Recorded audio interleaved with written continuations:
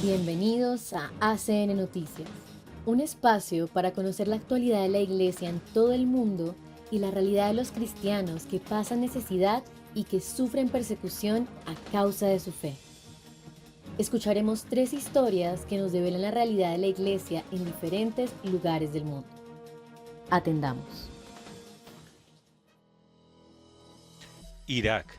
Cristianos en Mosul todavía necesitan ayuda a 10 años de la invasión. En el 10º aniversario de la toma de Mosul por parte de Daesh, anunciando su incursión en la llanura de Nínive, un arzobispo iraquí ha dicho que se necesita más ayuda para que la comunidad cristiana prospere.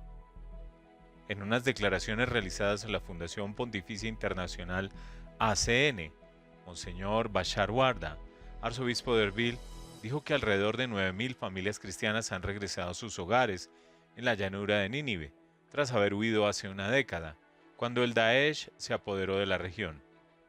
El grupo extremista islamista capturó Mosul y las aldeas al norte y al este de la ciudad entre el 4 y el 10 de junio de 2014, lo que provocó un éxodo masivo de cristianos, yazidíes y otros grupos. La ocupación de Mosul dejó vulnerables a las ciudades y pueblos cristianos de la llanura de Nínive ante un nuevo avance, que de hecho se produjo el 6 de agosto de 2014, obligando a toda la población cristiana a huir hacia el Kurdistán iraquí. Monseñor Barda afirma que un total de 13.200 familias cristianas habían huido a su arquidiócesis en la región autónoma del Kurdistán iraquí. Se muestra agradecido con la comunidad internacional, incluida ACN, por proporcionar ayuda de emergencia y ayudar a reconstruir las aldeas destruidas, haciendo posible que miles de familias cristianas regresaran a su tierra natal, con todos trabajando por un objetivo. El prelado añade que todos esos recuerdos tristes y aterradores siguen ahí, pero al menos las familias cristianas podrían empezar a construir y mostrar que el futuro está en sus manos. El arzobispo ha dicho que las iglesias se están llenando de nuevo, y que hay muchos niños que reciben catequesis y se preparan para su primera comunión. También ha destacado el papel especial de la Universidad Católica de Erbil, la única universidad católica de Irak, creada en 2015 y apoyada por ACN en el fomento de la unidad cristiana en la región. Asegura que su comunidad necesita toda la ayuda que pueda obtener para mantener la llama de la fe cristiana brillando en el corazón cristiano histórico de Irak. Y añade: le pido a mi gente que tenga paciencia y persevere. Monseñor Barda contó a ACN que muchos cristianos se han marchado o planean abandonar el país debido a las dificultades económicas actuales, subrayando que los jóvenes piden trabajo, no solo recibir donaciones. Explicó que, aunque la persecución ya no es su principal preocupación, la presión de ser minoría es real. A continuación, hizo un llamado a la comunidad internacional para que no olvide a los cristianos iraquíes que sufren en medio de tantas crisis en todo el mundo. El arzobispo agrega que le gustaría que el gobierno del Reino Unido y otros líderes mundiales recordaran a los políticos iraquíes la importancia de demostrar preocupación por las minorías, incluidos los cristianos, yazidíes y otros grupos. Por último, agradeció a ACN por su ayuda, diciendo: la respuesta de ACN y de otras organizaciones benéficas cristianas fue una gran ayuda que nos permitió colaborar a los necesitados.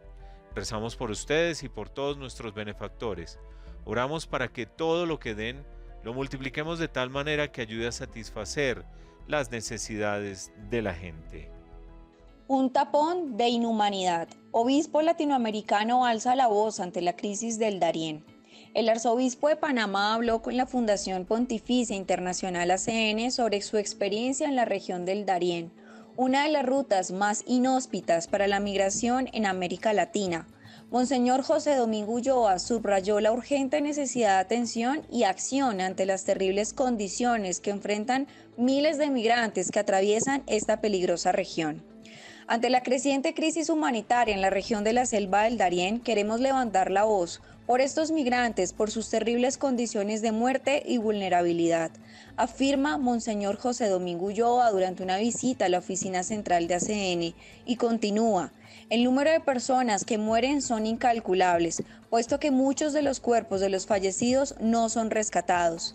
El Darién, una peligrosísima selva, frontera natural entre Colombia y Panamá, es conocida por ser de las rutas más difíciles de atravesar en la migración hacia el norte, particularmente hacia Estados Unidos. Se trata de una zona recorrida por miles de personas, sobre todo venezolanos, ecuatorianos, colombianos y haitianos, pero también de migrantes intercontinentales que intentan desesperadamente llegar a Estados Unidos en busca de mejores condiciones de vida.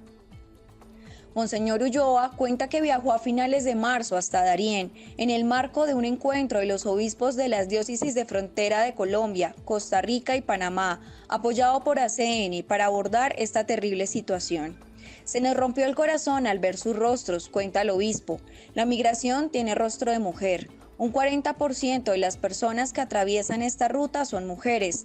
También tiene rostro de niños, de familias enteras. Ver eso te parte el alma, explica. Solo en 2023, más de 517,000 personas atravesaron esta zona del Darién, 113,000 de ellos niños, muchos de ellos viajando completamente solos. El viaje está plagado de peligros, no solo enfermedades tropicales o animales salvajes, sino también grupos armados y traficantes de personas que hacen de la desesperación de nuestros hermanos su negocio. Denuncia el prelado panameño. Añade: utilizando los nuevos medios digitales queremos crear una campaña de concienciación. Creo que es necesario. ¿A qué peligros nos aventuramos cuando tratamos de cruzar? Porque en este entramado mucha gente utiliza los medios para decirle a los migrantes que es fácil llegar cuando eso es falso. No es fácil. Entendemos la situación dramática que los lleva precisamente a salir de su propio país, pero creo que tenemos que crear conciencia de las dificultades que se van a encontrar en el camino. Al final del encuentro, los obispos participantes compartieron una declaración conjunta sobre la dramática crisis migratoria. Enfatizaron la necesidad de escuchar, discernir y actuar desde nuestras responsabilidades pastorales. Además, resaltaron la importancia de no mirar hacia otro lado, declarando que en una sociedad como la nuestra, la exclusión, la xenofobia, la discriminación y la indiferencia se contrarrestan reconstruyendo la cultura del encuentro tejida con la hospitalidad y la acogida. El Papa Francisco les dirigió un mensaje de apoyo en el que describió la ruta de los migrantes a través de la selva del Darién como un verdadero vía crucis. Cuando tuvimos la reunión a finales de marzo, afirma Monseñor Ulloa, el Papa nos dio palabras de aliento. Todavía me emociono recordando las palabras del Santo Padre. También fui migrante. Nos invitaba a nosotros, los obispos, a acompañar, a secar las lágrimas en el rostro del Cristo sufriente. Fue una experiencia maravillosa. Ahora utilizamos mucho ese mensaje para que los migrantes sepan eso, que ellos están en el corazón del Papa. Monseñor Ulloa subraya que a la gran mayoría de estos migrantes les sostiene la fe. Queremos estar presentes como iglesia, por ejemplo, estableciendo dispensarios de apoyo psicológico para ayudar a las mujeres, la mayoría de las cuales son abusadas durante la travesía y necesitan tratamiento de atención especiales para superar el trauma, también para los niños. Tener lugares donde un sacerdote o religiosa puedan fortalecerlos, consolarlos y sanar sus heridas, explica durante su visita a ACN. El prelado recalca la necesidad de llevar a cabo un proceso de conciencia de la migración de todos los agentes de pastoral en el interior de la iglesia, iniciando con los obispos, sacerdotes, religiosas y laicos. A veces, en nuestros países no podemos entender la ola migratoria, pero hay que meterse en la piel del migrante. Uno de los objetivos es crear conciencia en todos nuestros agentes pastorales para que estén atentos a descubrir el rostro de Dios en esos migrantes y que no veamos en ellos una amenaza. Tenemos que integrarlos en la comunidad, añade. En Panamá tenemos la experiencia que muchos de ellos vienen de ser catequistas, entonces se integran como un catequista más aquí en la parroquia, pero eso conlleva toda una transformación. ¿Cómo conjugar esta riqueza que traen con la riqueza del país que acoge y al final poder decir todos somos hermanos? Me gustaría que los migrantes sientan que la iglesia es esa madre que sana las heridas, Como iglesia, en esta última etapa, queremos estar ahí, ser un punto de referencia para brindar acogida psicológica y espiritual, demostrar que los migrantes no son un número, son personas. Concluye el obispo panameño y finaliza agradeciendo a ACN por su ayuda y pidiendo oraciones para continuar esta labor. La primera ayuda es el poder de la oración que da la fuerza. Desde esa perspectiva, somos un solo cuerpo, ahí donde incluso el más pequeño de los miembros sufre. El cuerpo entero sufre y tenemos que hacer nuestro ese sufrimiento. Nigeria. La iglesia siempre llena 2 años después de la masacre. 2 años después, los terroristas sospechosos de asesinar en el suroeste de Nigeria a más de 40 fieles durante la misa del domingo de Pentecostés aún no han sido formalmente acusados. El párroco de la Iglesia Católica de San Francisco Javier en Owo, en la que más de 40 fieles fueron asesinados el domingo de Pentecostés de 2022, ha declarado a la Fundación Pontificia Internacional ACN que 2 años después de la masacre, los sospechosos se encuentran bajo custodia policial, pero todavía no han comparecido ante un tribunal. El 5 de junio de 2022, los extremistas abrieron fuego y detonaron explosivos en el interior de la iglesia al final de la misa, matando a 41 personas e hiriendo a más de 70. El padre Michael Abugan conmemoró el 2º aniversario de la masacre con una misa especial y una charla sobre el martirio. El sacerdote añade que desde el atentado, los supervivientes se han mostrado muy firmes, comprometidos y resilientes en su práctica de la fe. La enfermera Margaret Atta, que perdió ambas piernas y un ojo en aquella masacre y que desde entonces está en silla de ruedas, ha asegurado a ACN que, a pesar del miedo generalizado en la comunidad, la iglesia siempre está llena los domingos. Dios sea alabado. La enfermera afirma que reina la tensión en toda Nigeria y que mucha gente tiene miedo a salir de casa porque los secuestros son habituales en algunas zonas del país.